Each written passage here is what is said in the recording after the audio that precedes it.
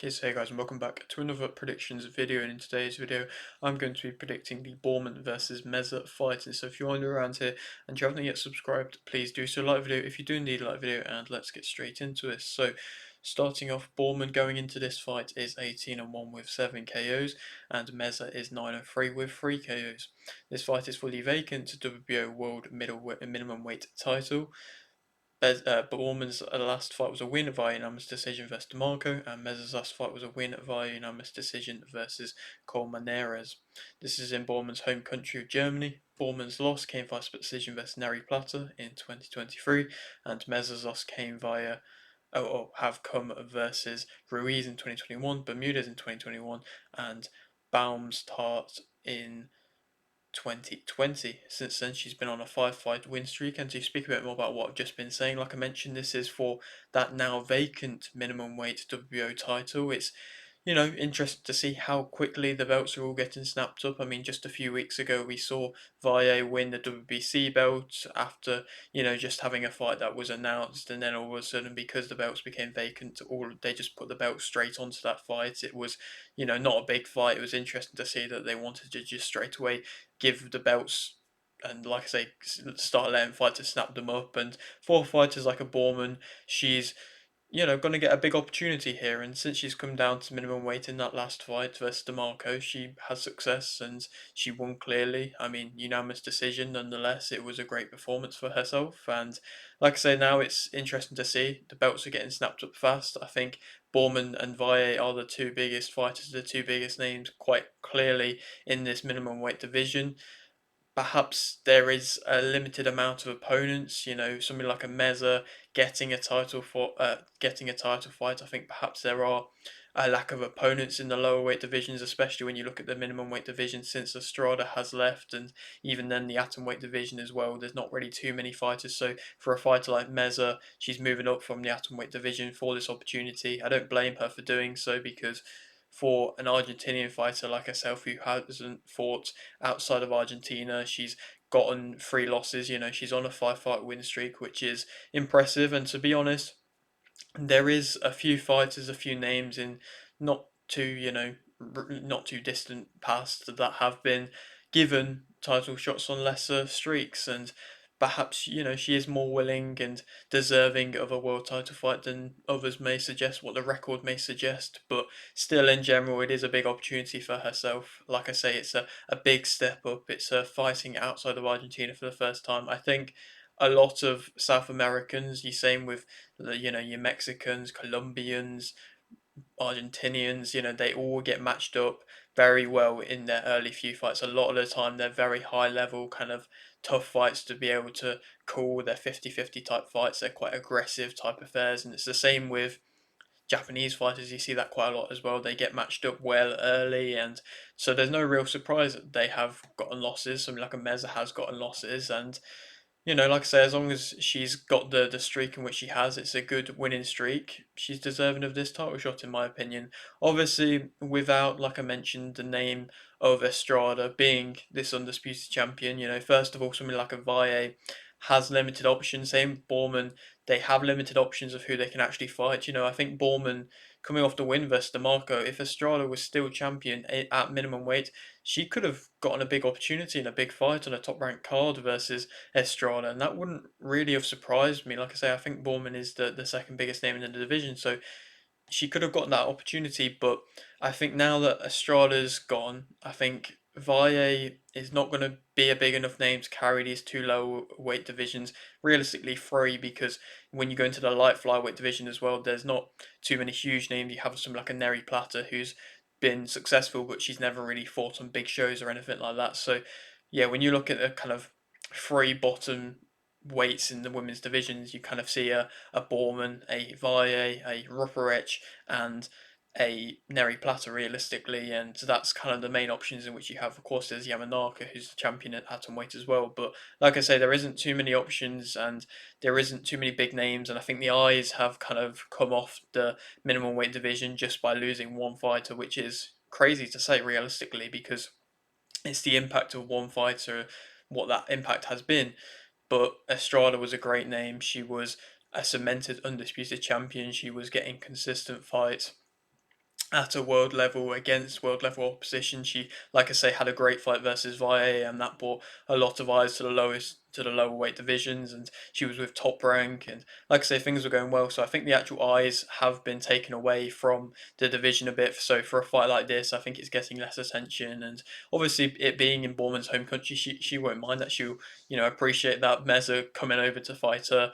Her being the home fighter, Bormann for a world title is always a nice thing, but like I say, nonetheless, it's just interesting to see. Like I say, in my opinion, the divisions of the lower weights are getting less attention. It's just going to be interesting to see if Valle is going to still get pushed by Golden Boy after this, and if they're going to put her on big shows, if they're going to let her main event shows, because I believe she is a big draw, and if she does fight something like a Borman, that could be a big fight. But it just has to be branded in the right way, in my opinion. But going to speak about them individually as fighters, Borman, she's got quite a nice high tight guard, and a lot of the time she's able to catch shots, and she rarely gets caught clean. She isn't, she's quite forceful. She's going to be on the front foot, and like I say, in general, with that tight guard, is going to get rarely caught clean. She's got a strong jab. She's got decent power, and it's nothing crazy. But when you've got a strong jab and decent power, it can do a lot for you, and it can help you a lot. And I think she's quite imposing, quite physical, and she wants to center the ring a lot of the time. And I think Meza is gonna willingly let her have the centre of the ring, Borman. She plants her feet quite well. Perhaps she's a bit flat footed, but I think when she commits to her shots and her bigger shots, she's able to show that she's able to plant her feet well and have success through there. But like I say, I think perhaps she is a bit flat footed. She walks you down. She's going to continuously put on this kind of pressure and this controlling the centre in your face, walking you down type pressure, which is, again, like I say, hard to deal with. She can fight at a mid or an in close range. She improves throughout the fight, in my opinion, and I think that's been shown on a few occasions now where she does start a bit slow. I think Meza starts a bit slow as well, but they both gradually improve into the fight. She pushes you back, like I say, she is quite imposing, quite physical a lot of the time, and kind of just uses that tight guard to push you back. She throws her hooks from her head quite nicely. A lot of fighters can be quite lazy with their hooks, and they can always just kind of throw them for the body, and it means that they're dropping their guard and things like that. But from Borman's perspective, it seems like she throws a lot of them from the head, and she can kind of go around the guard and, like I say, have success doing that because she is throwing from the head. And she's well conditioned as well. I think her style isn't a style in which is gonna take a lot of energy out of herself through the rounds. It's good pressure, but I just don't think the output is going to take a lot throughout the rounds. So she probably doesn't have to worry about conditioning too much, but I still think, like I say, she is well conditioned. Negatives about her, I think she is willing to stand and trade at times, and Meza might be willing to do that as well. So it could be interesting to see who has success out of that. Obviously, Meza has gotten some exchanges, well, some knockouts from the exchanges in which she is kind of standing and trading. She ducks her head down, Borman.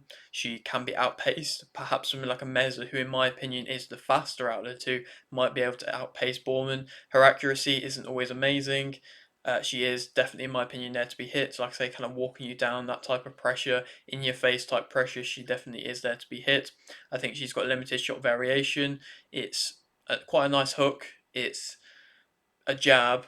Other than that, there's not really too much. I think she headhunts quite a lot. I don't think there's any kind of uppercuts or, like I say, much body work in general. Or like I say, I think it is quite limited in the striking aspect. She doesn't really cut off the ring too well, saying that she does have the pressure and put on the pressure in which she does. And Meza is not bad at movement. I think she's got better movement than that of Borman, so she might be able to move away continuously from Borman. She doesn't really have too much defensive movement. She can be messy. She doesn't really, double up on her shots too well. I think if she doubled up on that jab a bit more, she could have more success. I don't think her footwork, like I say, is excellent. Perhaps a bit flat-footed, not really defensive at all. She can have her head on the line. She doesn't really set off her jab well enough. I think her jab is good and it's strong, and it could definitely set off to then help with other shots, but it just doesn't really set off that well. And like I say, I think she headhunts a bit as well.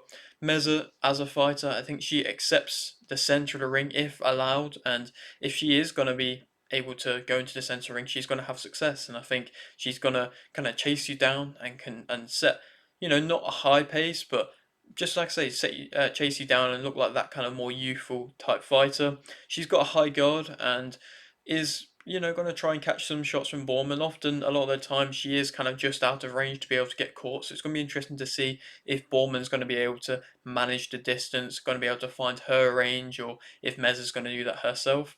She does often follow with a nice overhand, in which, perhaps can be predictable. And I think you can see it coming. I think she perhaps does load up on it a bit, but she does seem to always kind of follow with that nice overhand where if she gets you on the rope, she's going to let that go, let her hands go, and probably going to be able to catch you with that. And it definitely could hurt if you get caught with that. Like I say, I think she's the faster out of the two. I think her jab is much weaker but much faster than that of Bormann's. She uh, disengages well at the same time. I think her exchanges with her overhands can be a little bit messy at times, similar to that of Bormann's. But I think she disengages better than that of Bormann. She's willing to fight at any pace, and Bormann is typically a slow paced type fighter who gradually does get a bit faster throughout the rounds, and Meza typically is a bit of a slow starter as well. So I think these styles could intertwine, could interlink, could work well together, and she can keep her hands high. A lot of the time, like I say, it's an interesting type guard in which it is catching some shots, but it's not really the strongest of guards. But she's willing to keep her hands and her shots high. And then negatives about her, I think she does stand quite tall, which is interesting because she's not really the biggest type of fighter. Obviously, like I say, she's moving up from atom weight, which is the lowest division in the women's rankings, and is very small. You have to be able to get there, and she does stand quite tall, so it just looks a bit uncomfortable because she's not very tall. So it just when she is standing tall, you kind of have to check your eyes and be like, is she actually just standing tall or not? She's a slow starter. When she plants her feet in physical exchanges, I think she can struggle, and she does sometimes want to do that. And I think Bormann in physical exchanges, where she's planting her feet, is going to have much better success than that of Meza. Committing to getting on the inside, I think she's, like I say, often just outside of range, which means she isn't getting caught too much and isn't getting hit too much. But she's also not landing a jab, not being able to, find her range, having her jab as a wasteful jab, not really being able to get inside to actually do any kind of committing strong work other than that overhand, which, like I say, will come from quite far away. So in general, she's not really too much of a threat unless she comes with that big overhand, which, like I say, can be predictable. You can see it. Her timing with it isn't actually great either. So in general, I don't think she's actually too much of an attacking threat, which is definitely going to play into Bormann's favour. She can be quite wide with her shots in back and forth exchanges. Sometimes she can be drawn into a fight and try and go, back and forth, but it's very wide and not very accurate, and like I say, a bit wasteful as well. She doesn't really capitalize in good positions. I think often she can get fighters backed up and then, like I say, come in with an overhand, the timing be off, the accuracy off, and then she's kind of just wasted that opportunity. And she can then kind of get spun around and turned easily with shots. So Bormann, even if she gets put into a bad kind of position where she's in the corner up against the ropes, she can get just kind of spin Meza easily and then be able to maneuver her back into an offensive position, Bormann, and I think she will just follow you around the ring at the same time. Bormann is the favourite for this fight, and I think that Bormann will win via unanimous decision. Like I say, I think Meza might move better, might be faster, but she's not going to be able to actually land much, and I think Bormann, even if she is inaccurate, making the exchanges messy, if she can tie her up physically and just throw a few wild shots and get the better of the exchanges in that aspect, I think she will. I would like to see her go to the body a little bit more, and that's just a personal preference. And other than that, I think it could be a quite comfortable performance for Bormann because I really don't think Meza has enough to offer to be able to actually worry Bormann or even be able to outpoint score her unless Bormann really is just struggling with the movement of that of Meza, but I don't think she's going to struggle that badly. Then who she could go on to fight next?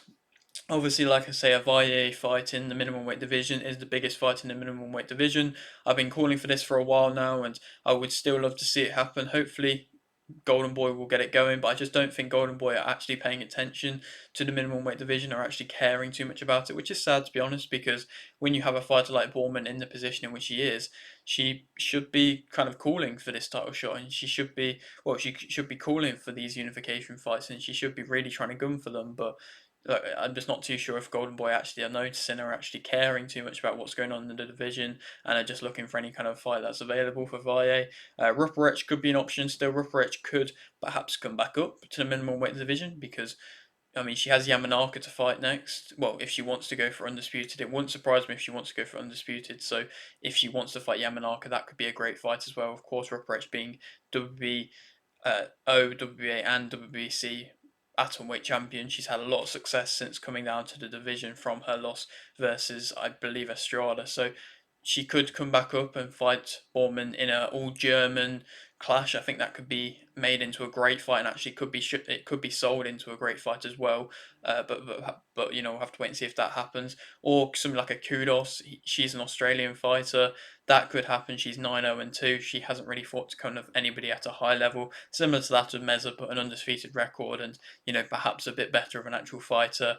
And so that could be made into a first defense. Bormann might be keen to get first defenses going and actual, you know, defenses going as a proper world champion. Now, of course, she's been IBO champion, but as a cemented world champion, perhaps she is wanting to get defenses going. But like I said, there are other belts available that are vacant in this minimum weight division, so it's going to be interesting to see if Bormann's going to try and go down the route of collecting them all. If Vaya is going to try and go down the route of collecting them all, Vaya is probably going to be pushed more to do that.